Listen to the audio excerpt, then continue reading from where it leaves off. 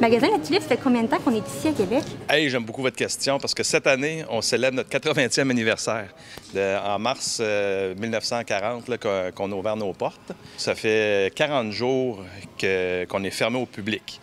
Mais il y a notre site Internet là, que les ventes ont explosé, fait qu'on n'est pas complètement fermé. Avant, les ventes Internet représentaient comment de vos ventes?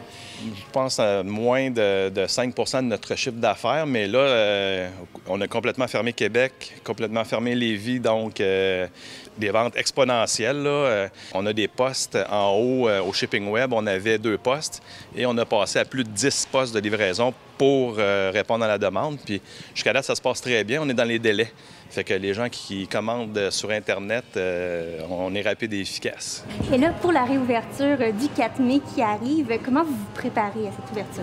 Bien là, présentement, au moment où on se parle, là, le personnel est à pied d'œuvre. Premier exemple, bien là, ça va être le port de la visière, parce que souvent, le 2 mètres n'est pas facile à respecter. Ensuite de ça, à l'entrée, on va avoir un point de contrôle. On va demander aux gens de se laver les mains. On va avoir des masques à la disposition des clients qui vont le demander. C'est sûr qu'on ne jouera pas la police avec les clients. Nous, nos employés sont protégés, puis on va protéger les clients. On va aussi, là, c'est pas installé encore, mais on va diriger le trafic. Ensuite de ça, lorsqu'on va payer aux caisses, on va demander le 2 mètres entre les clients en file d'attente. Il va y avoir une caisse sans contact, une autre caisse comptant, mais ça ne se mélangera pas.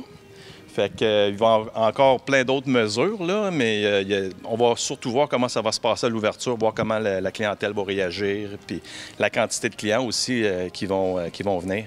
Et comment ça a été de rappeler vos employés, de les ramener à travailler? C'est quoi les réactions que vous avez reçues? On a toutes sortes de réactions. Il y en a qui étaient craintifs. Il y en a d'autres qui étaient sur les programmes du gouvernement. Il y en a d'autres qui s'ennuyaient.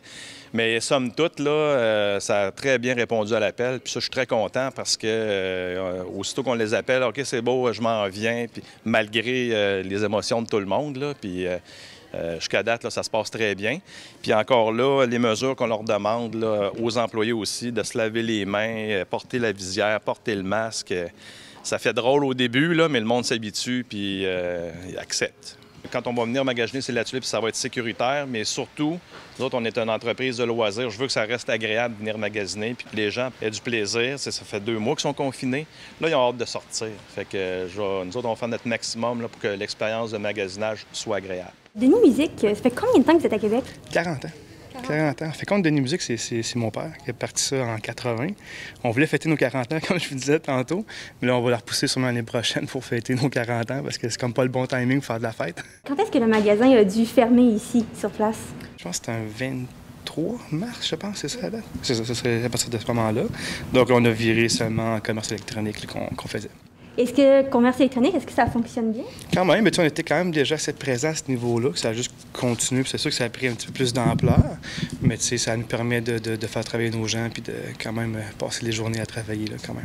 Pouvez-vous nous montrer comment vous vous préparez à l'ouverture? En fin de compte, nous, on a la chance d'avoir comme un peu un portique avec 2 systèmes de portes. C'est qu'on va évidemment identifier une ligne pour laisser les gens à une certaine distance pour respecter le 2 mètres.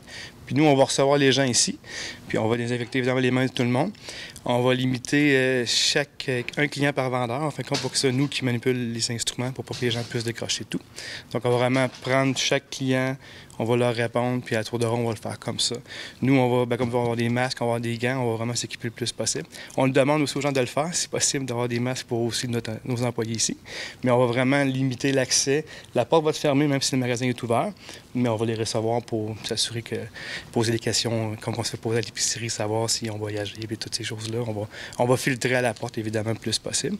Mais on s'attend quand même les gens rendus au processus qu'on est rendu là, qui savent déjà un peu comment se comporter. Là, mais admettons que ça arrive qu'il y en a un qui est contrevenant, mais on va pas le bloquer à la porte. Vous étiez combien d'employés avant le début de la pandémie? Une douzaine, je dirais. Est-ce que les 12 étaient en mise à pied en attendant? Pas les 12, en fait. Quand on était à peu près 4 qui travaillaient pendant le confinement. Là, on va en avoir 2 autres de plus qui vont se rajouter.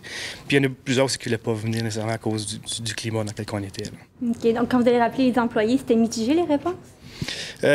C'est du cas par cas, je vous dirais. On en a qui ont un certain âge. J'en ai 2 qui sont plus autour de 60 ans passés. Donc, eux, on leur laisse Puis on laisse le premier choix à l'employé. Puis si là, on se retrouve qu'on n'a pas le choix, on va peut-être plus forcer les gens à rentrer nécessairement. Mais au moment qu'on se parle, on n'est pas rendu là. Puis on a une bonne équipe. On est tissé serré, je dirais. Que ça va quand même bien à ce niveau-là.